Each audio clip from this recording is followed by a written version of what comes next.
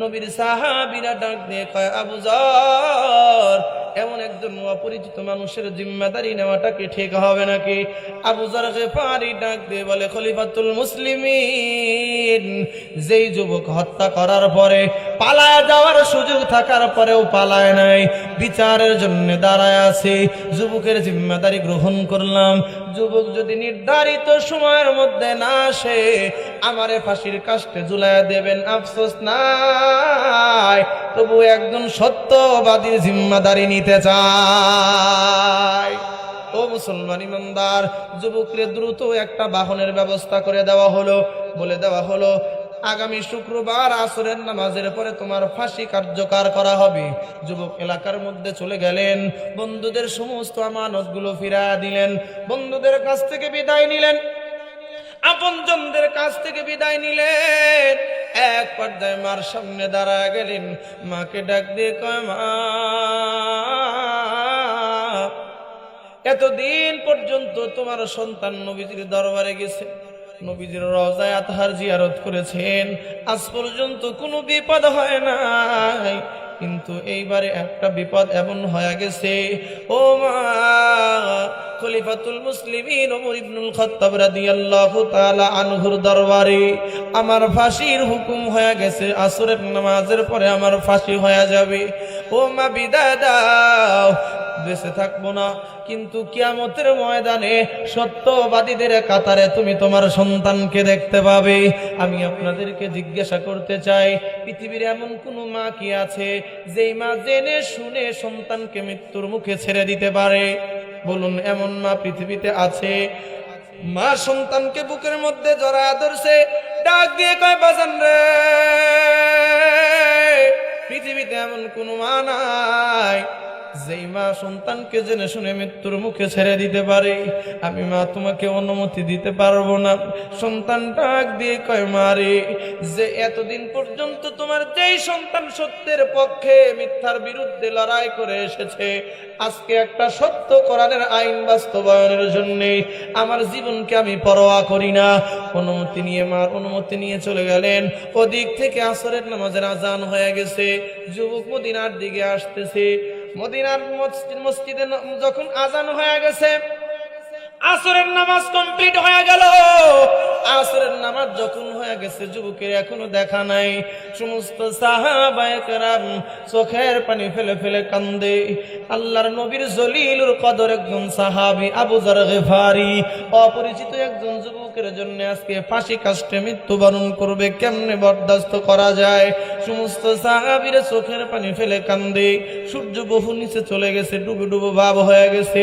সূর্যের মধ্যে রক্তিম অবস্থা যখন ধারণ করেছে, সমস্ত সাহাবীরা ডেকে কয়, আবু যর, আগেই বলেছিলাম এমন অপরিচিত মানুষের জন্য এমন বিপদ ডেকে আনার দরকার নাই। সমস্ত সাহাবীরা চোখের পানি ফেলে ফেলে কান্দে। আল্লাহর নবীর সাহাবী আবু যর গিফারি রাদিয়াল্লাহু তাআলা আনহুর চেহারার মধ্যে কোনো মালিন্যতা দেখা যায় না। আবু যরকে বলা হলো, আবু যর, নির্ধারিত সময় এখনো পর্যন্ত যদিও পেরিয়ে যায় নাই, তবুও নির্ধারিত সময় তো পেরিয়ে যাইতেছে, সূর্য ডুবে ডুবে যায় অবস্থা। এই অবস্থায় তুমি ফাঁসির মঞ্চে ওঠার জন্য প্রস্তুত হয়ে যাও। আবু যর গিফারিকে ফাঁসির মঞ্চের দিকে আঁকানো হয়। ফাঁসির মঞ্চে উঠে গেছেন। ওদিক থেকে তাকাইয়া দেখা যায় কে যেন মরুর প্রান্তর দিয়ে মরুর বালি উড়ায়া একজন অশ্বারোহী দ্রুত বেগে মদিনার দিকে আসতেছে। একবার জোরে বলেন না সুবহানাল্লাহ।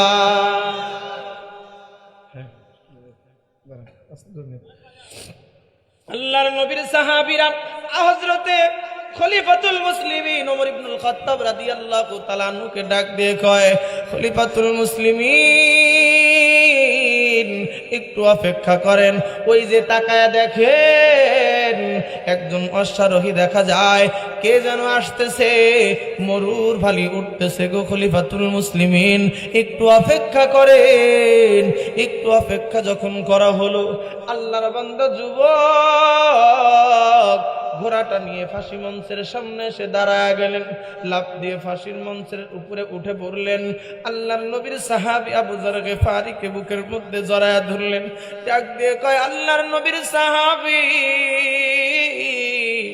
আমার মতো একজন অপরিচিত যুবকের জিম্মাদারি আপনি গ্রহণ করলেন, তার জন্য আপনাকে ফাঁসি মঞ্চে উঠতে হলো, আমার জন্য আপনাকে এত কষ্টের সম্মুখীন হওয়া লাগলো। তবে শুকরিয়া জানাই, আপনি আমার জিম্মাদারি মুক্ত করলেন, বন্ধুদের আমানত পৌঁছানোর সুযোগ দিলেন। ফাঁসি কাষ্ট থেকে আপনি নেমে যান। ফাঁসি কাষ্ট থেকে যখন খলিফা নবীর সাহাবী আবু যরকে নামায়া দেওয়া হলো, যুবক ফাঁসি কাষ্টের যখন উঠে গেছেন, ফাঁসির দড়ির সামনে যখন যুবক দাঁড়ায় যায়, আমি আপনাদেরকে জিজ্ঞাসা করতে চাই, এমন সত্যবাদী যুবককে ফাঁসি দেওয়া হইতেছে, বলুন তো আপনার অন্তরের মধ্যে অন্তর কেটেছে? আপনার রাসূলের সুন্নাত মোতাবেক জিন্দেগি পরিচালনা করেছে যৌবনে, আজকে আপনার বান্দা বার্ধক্যের কারণে আর কোনো ইবাদত করতে পারে না। আমার আল্লাহ ডাক দিয়ে কয়, ফেরেশতারা রে, আমার বান্দা যৌবনে যেই রেটে ইবাদত বন্দেগী করেছে, ওই রেটে মৃত্যু পর্যন্ত সওয়াব লিখতে থাক। একবার চিৎকার করে বলেন না সুবহানাল্লাহ। ও মুসলমান ইমানদার, আমি একটা পয়েন্ট বুঝাইতে চাইতেছি, সেটি হলো আমার আল্লাহর কাছে যৌবনের বড় দাম। এজন্য আল্লাহ পাক রব্বুল আলামিন যৌবন দিয়েছেন ইবাদত করার জন্য। আল্লাহ রব্বুল আলামিন বলেন, কোন যুবক যদি তার যৌবন দুনিয়ার পিছনে না দিয়া দুনিয়া প্রয়োজন মোতাবেক, দুনিয়া যতটুকু প্রয়োজন দুনিয়া উপার্জন করে, হালাল পন্থায় জীবন যাপন করে, অবৈধ জীবন যাপন থেকে কোন যুবক যদি নিজেকে বাঁচায় রাখে, যুবতী যদি নিজেকে বাঁচায় রাখে, ওই যুবক যুবতীরে আমি আল্লাহর পক্ষ থেকে কিয়ামতের ময়দানেও ওই যুবক যুবতীকে আমি আল্লাহ আরশের নিচে ছায়া দান করব। আমি আল্লাহ কুদরতি হাত দিয়ে তাদেরকে মেহমানদারি করাবো। সুবহানাল্লাহ। বলতেছিলাম আমার ভাইরা, আমার বাবাজিরা, একজনে একটা ঘোড়ার মধ্যে আল্লাহ রাব্বুল আলামিন সুস্থ এমন 7 জন যুবকের শক্তি দিয়েছেন।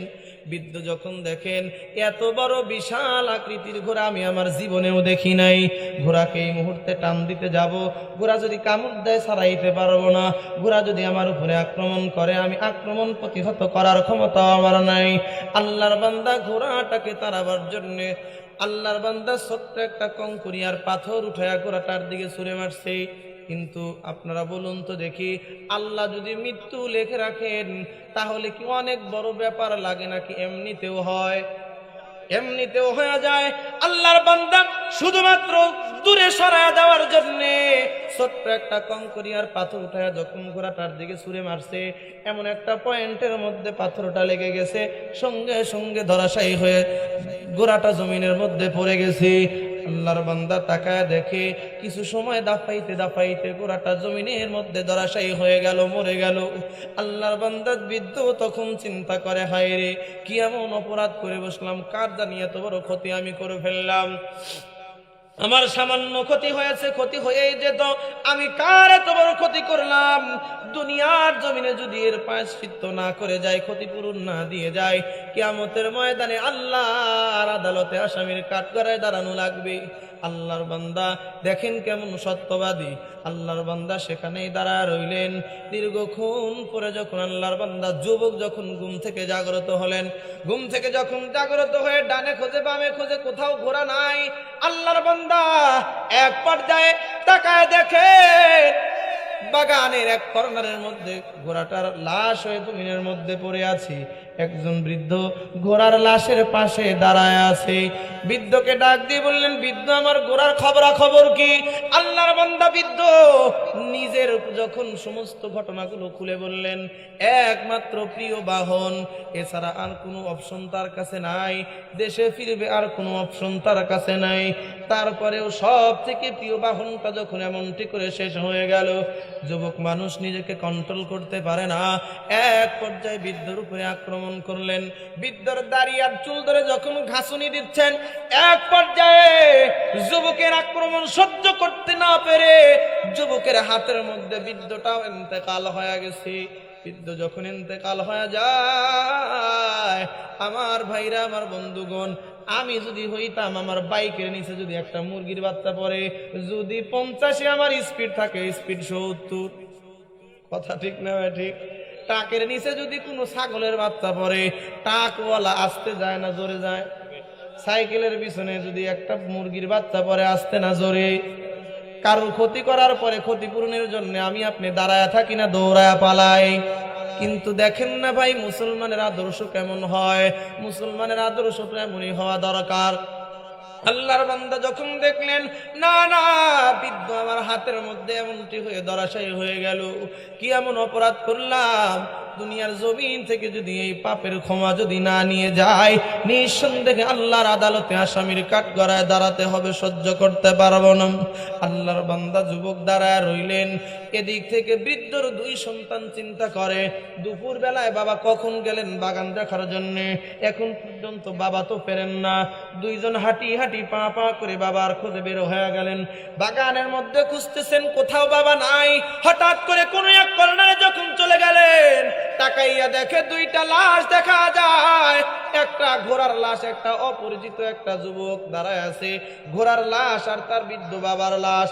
যুবক এই যুবককে প্রশ্ন করলেন, যুবক রে, তুমি এই ঘোড়া আর আমার বাবার লাশের ব্যাপারে কি জন্য দাঁড়ায় আছো, লাশটা কেমনে হলো বলো। আল্লাহর বান্দা এক ফোঁটা মিথ্যার আশ্রয় নিলেন না, সমস্ত ঘটনাগুলো যখন খুলে বললেন, দুইজন যুবক ডাক দিয়ে কয়, চলো যাই খলিফাতুল মুসলিমিন হযরত ওমর ইবনুল খাত্তাব রাদিয়াল্লাহু তাআলা আনহুর দরবারে যাই, তোমার বিচার হবে, আমার বাবার কিসাস তোমাকে দিতে হবে, আমার বাবাকে হত্যার বিচার তোমার আমিরুল দরবারে হবে। আল্লাহর বান্দা যুবক ডেকে কয়, ভাইয়া রে, আমি তো ওই অপেক্ষায় এখনো পর্যন্ত দাঁড়ায় আছি, একবার জোরে বলবেন কি সুবহানাল্লাহ। ও মুসলমান ইমানদার, আমার ভাইরা, আমার বন্ধুগণ, যখন খলিফাতুল মুসলিমিনের দরবারে নিয়ে যাওয়া হলো, যুবকরে জিজ্ঞাসা করা হলো, যুবক তোমার বিরুদ্ধে যে অভিযোগের ব্যাপারে তুমি কিছু বলো। যুবক বলে, আমিরুল মুমিনিন খলিফাতুল মুসলিমিন, আমি আমার হত্যার বিচার দুনিয়াতে দিতে চাই, হত্যার বিচার না দিয়ে দুনিয়া থেকে যদি বিদায় হয়ে চলে যায়, আমাকে আসামির কাঠগড়ায় দাঁড়ানো লাগবে, সহ্য করতে পারবো না। আল্লাহর বান্দা যখন বিচার চাইতেছেন, নিজের অপরাধগুলো স্বীকার করলেন। খলিফাতুল মুসলিমিন ডাক দিয়ে কয়, যুবক রে, তুমি যেহেতু নিজের গুনাহগুলো নিজেই স্বীকার করলাম, তাহলে হত্যার বিচার হলো, ওয়াকাতাবনা আলাইহিম ফিহা আন্নান নাফসা বিন নাফস ওয়াল আইনা বিল আইনি ওয়াল উযনা বিল উযনাইন ওয়াস সিন্না বিস সিন্নি ওয়াল জুরুহা কিসাস। আল্লাহর বিধান হলো, দুনিয়ার জমিনে হত্যার পরিবর্তে হত্যা, এটা হলো আল্লাহ রাব্বুল আলামিনের আইন। এই আইন হত্যা বন্ধ করার জন্য আমার ভাইরা, আমার বন্ধুগণ, খলিফাতুল মুসলিমিনের দরবারে যখন তার ফাঁসির রায় দেওয়া হলো, আগামী শুক্রবার আসরের নামাজের পরে তোমার ফাঁসি কার্যকর করা হবে। আল্লাহর বান্দা যুবক ডাক দিয়ে কয়, খলিফাতুল মুসলিমিন, আপনি আমার ফাঁসির রায় শোনায় দিচ্ছেন, আমার কোনো আফসোস নাই, দুনিয়ার জমিনে আমি পাপ মুক্ত হয়ে দুনিয়া ছাড়তে চাই। তবে খলিফাতুল মুসলিমিন, আমি এমন একজন যুবক, আমি একজন ব্যবসায়ী যুবক, আমি আমার কয়েকজন বন্ধুদের সঙ্গে শেয়ারে ব্যবসা করি, ব্যবসার কিছু সম্পদ, কিছু অর্থ, বন্ধুদের অর্থ আমার কাছে এখনো পর্যন্ত রয়ে গেছে। খলিফাতুল মুসলিমিন, একটা বিচারের জন্য যদি এই মুহূর্তে হত্যার বিচারের জন্য এখানেই যদি আমি শেষ হয়ে যাই, বন্ধুদের পাওনা, বন্ধুদের হক আদায় হবে না, বন্ধুদের সম্পদ আত্মসাতের জন্য আমাকে তো আবারও আসামির কাঠগড়ায় কিয়ামতে দাঁড়ানো লাগবে। খলিফাতুল মুসলিমিন, আপনি যদি অনুমতি দেন, আমি আমার এলাকার মধ্যে যেতে চাই, আমার বন্ধুদের সম্পদগুলো পৌঁছায় তারপরে আপনার সঙ্গে আমার দেখা হবে। ফাঁসি হোক কিংবা যে কোনো মৃত্যুদণ্ড যেভাবে কার্যকর হোক, আমার কোনো আফসোস নাই। খলিফাতুল মুসলিমিন ডাক দিয়ে কয়, যুবক রে, আমি তোমাকে তো নির্জিম্মায় ছাড়তে পারি না। তোমার যদি একজন জিম্মাদার এখানে রেখে যাও, তোমার যদি একজন জিম্মাদার রেখে যেতে পারো, তোমার পরিপতি বদলায় যদি একজন যদি তোমার জিম্মাদারি গ্রহণ করে, তাহলে তোমাকে যাওয়ার অনুমতি দেওয়া হবে। এছাড়া অনুমতি কেমনে দেব? অনুমতি দিতে পারি না। উপস্থিত সাহাবীদের মধ্যে, উপস্থিত মানুষগুলোর মধ্যে তাকায় দেখো তোমার জিম্মাদারি নেওয়ার মতো, গ্রহণ করার মতো কেউ আছে কিনা। যুবক নজর বুলাইতেছে সাহাবায়ে কেরামের জামাতের মধ্যে, কিন্তু আশ্চর্য ব্যাপার, না না, এমন কোন চেহারা দ্বিতীয়বার দেখেছে বলে, ইতিপূর্বে দেখেছে বলে তো মনে হয় না। যুবকরে কেউ, অপরিচিত একজন যুবকের জিম্মাদারিও কেউ গ্রহণ করতে চায় না। আল্লাহর বান্দা যুবক চোখের পানি ফেলে নবীর সাহাবীদেরকে বুঝাইতে চায়, ওহে নবীর সাহাবীরা, আমার জিম্মাদারি কেউ একজন গ্রহণ করো। আমার জিম্মাদারি গ্রহণ করলে আমার জন্য তোমাকে কোনো রিস্ক নেওয়া লাগবে না, কোনো সমস্যার মধ্যে পড়া লাগবে না। ও নবীর সাহাবীরা, আমি তো ওই যুবক যে হত্যা করার পরে পালিয়ে যাবার সুযোগ ছিল, কিন্তু পালাই নাই, বিচার দিয়ে দুনিয়া থেকে বিদায় হব এজন্য দাঁড়াইছিলাম। আমার জিম্মাদারি গ্রহণ করলে আমার জন্য বিপদের মধ্যে পড়া লাগবে না। কিন্তু আল্লাহর পয়গম্বরের এই উম্মতের চোখের পানির তর্জমা কোনো মানুষ বোঝে না। আল্লাহর নবীর একজন সাহাবী হযরতে আবু যর গফারি রাদিয়াল্লাহু তাআলা আনহু সামনের থেকে দাঁড়ায় গেলেন, যুবকের হাত ধরে নিয়ে খলিফাতুল মুসলিমিনের দিকে মুখ করে ডাক দিয়ে বললেন, খলিফাতুল মুসলিমিন, ছেড়ে দেন, যুবকরে ছেড়ে দেন নিজ এলাকায় যাওয়ার জন্য। উপস্থিত সাহাবায়ে কেরাম বলে, আবু যর তুমি কি এটারে চেনো নাকি? আবু যর কয়, না, এই যুবকরে আমি জীবনের প্রথমবার দেখতেছি, যুবকরে আমি ইতিপূর্বে কোনোদিন দেখি নাই। নবীর সাহাবীরা ডাক দিয়ে কয়, আবু যর, এমন একজন অপরিচিত মানুষের জিম্মাদারি নেওয়াটা কি ঠিক হবে নাকি? আবু যর গফারি ডাক দিয়ে বলে, খলিফাতুল মুসলিমিন, যেই যুবক হত্যা করার পরে পালায় যাওয়ার সুযোগ থাকার পরেও পালায় নাই, বিচারের জন্য দাঁড়ায় আছে, যুবকের জিম্মাদারি গ্রহণ করলাম। যুবক যদি নির্ধারিত সময়ের মধ্যে না আসে, আমারে ফাঁসির কাস্টে ঝুলাইয়া দেবেন, আফসোস নাই, তবু একজন সত্যবাদীর জিম্মাদারি নিতে চায়।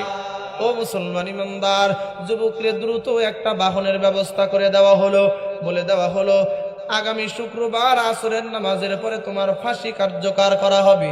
যুবক এলাকার মধ্যে চলে গেলেন, বন্ধুদের সমস্ত আমানতগুলো ফিরিয়ে দিলেন, বন্ধুদের কাছ থেকে বিদায় নিলেন, আপনজনদের কাছ থেকে বিদায় নিলেন।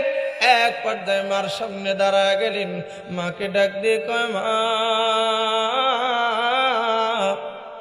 এতদিন পর্যন্ত তোমার সন্তান নবীজির দরবারে গেছে, নবীজির রওজায়ে আতহার জিয়ারত করেছেন, আজ পর্যন্ত কোনো বিপদ হয় নাই, কিন্তু এইবারে একটা বিপদ এমন হয়ে গেছে, ও মা, খলিফাতুল মুসলিমিন ওমর ইবনুল খাত্তাব রাদিয়াল্লাহু তাআলা আনহুর দরবারে আমার ফাঁসির হুকুম হয়ে গেছে, আসরের নামাজের পরে আমার ফাঁসি হয়ে যাবে।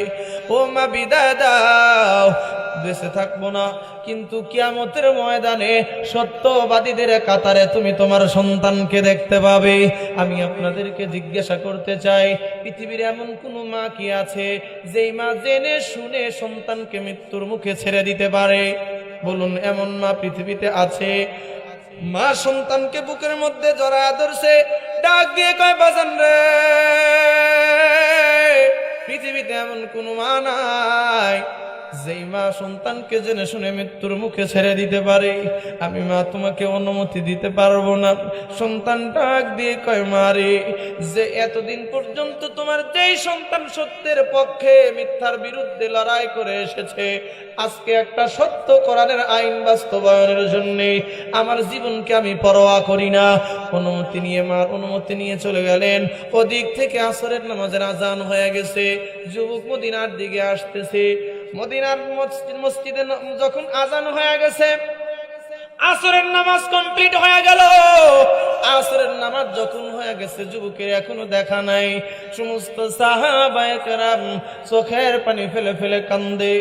আল্লাহর নবীর জলিলুল কদর একজন সাহাবী আবু যর গফারি, অপরিচিত একজন যুবক যুবকের জন্য আজকে ফাঁসি কাষ্টে মৃত্যুবরণ করবে, কেমনে বরদাস্ত করা যায়?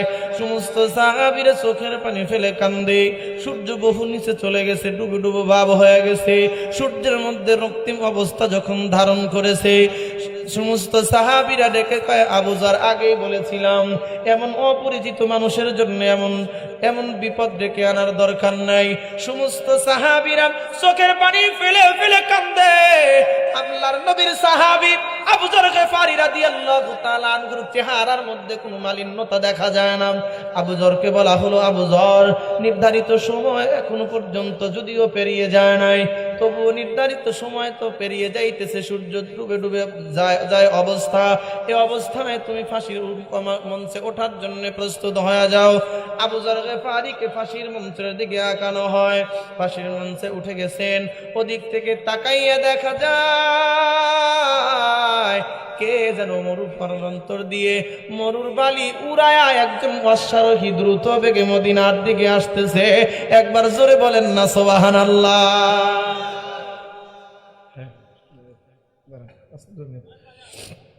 আল্লাহর নবীর সাহাবীরা হযরতে খলিফাতুল মুসলিমিন ওমর ইবনুল খাত্তাব রাদিয়াল্লাহু তাআলা আনহুকে ডাক দিয়ে কয়, খলিফাতুল মুসলিমিন,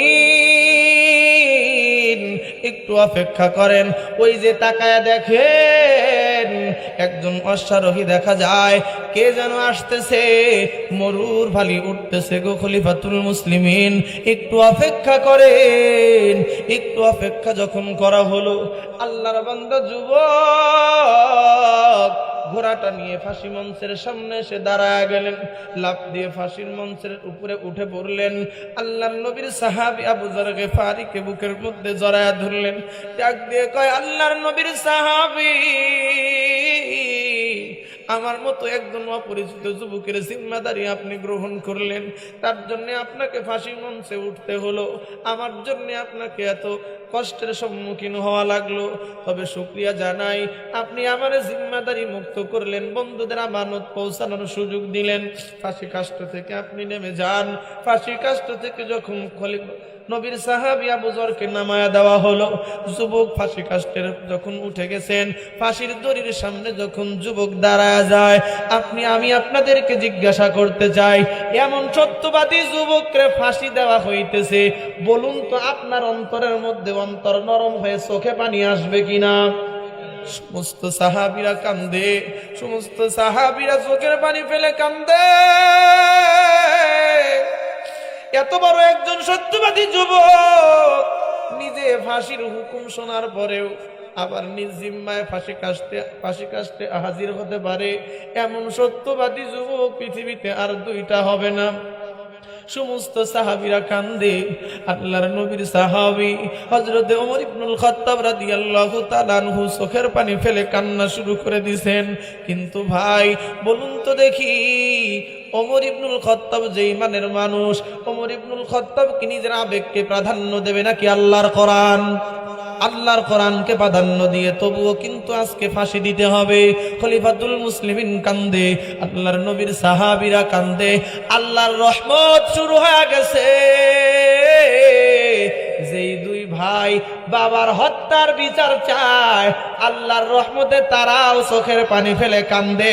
একবার জোরে বলেন না আল্লাহু আকবার। আল্লাহর নবীর সাহাবী সবাই যখন কান্দে, খলিফাতুল মুসলিমিনও কান্দে। দুই ভাই চোখের পানি ফেলে কান্না শুরু করে দিয়ে আঙ্গুল উঁচু করে ডাক দিয়ে কয়, খলিফাতুল মুসলিমিন, একটু অপেক্ষা করেন, দুইটা কথা আছে। বলে কি কথা? আল্লাহর নবীর সাহাবী খলিফাতুল মুসলিমিনের সামনে দাঁড়াইয়া যখন দুই ভাই বলতেছে, খলিফাতুল মুসলিমিন, বাবার বিচার দিয়েছিলাম, তার জন্য ফাঁসির রায় দিয়েছিলেন আমার যুবক ভাইয়ের জন্য। আজকে আপনার কাছে বলতে চাই, বাবার বিচার উড্ড করে নিলাম, আমরা আমার এই ভাইকে দিল থেকে মাফ করে দিলাম। শুধুমাত্র মাফ করে দিয়েই তো ক্ষান্ত না, আমিরুল মুমিনিনের কাছে তাগাত করতেছি, এত বড় একজন সত্যবাদী যুবকরে হাতছাড়া করা যায় না। আমার বাবা কোটি কোটি টাকার সম্পদ রেখে গেছেন, আমার বাবার সম্পদের কোনো অভাব নাই। আপনার কাছে তাগাদ হলো এ সত্যবাদী যুবকরে আমাদের ভাই বানায়া দেন, ভাই বানায়া দেন। আমাদের বাবার সম্পদ আমরা আমাদের ভাইকে উপহার হিসাবে দিতে চাই। একবার জোরে বলেন না সুবহানাল্লাহ। ও মুসলমান ইমানদার, আমি একটা পয়েন্ট শুধু বুঝাইতেছিলাম, মুসলমান জীবন দিতে জানে, মুসলমান মিথ্যা কথা বলতে পারে না, ঠিক না বেঠিক? এজন্য ভাই কে কে রাজি আছেন এখন হাত তুলে একজন মানুষ আমাকে দেখান, জিন্দিগিতে আর যাই হোক মিথ্যা কথা বলবো না ইনশাআল্লাহ।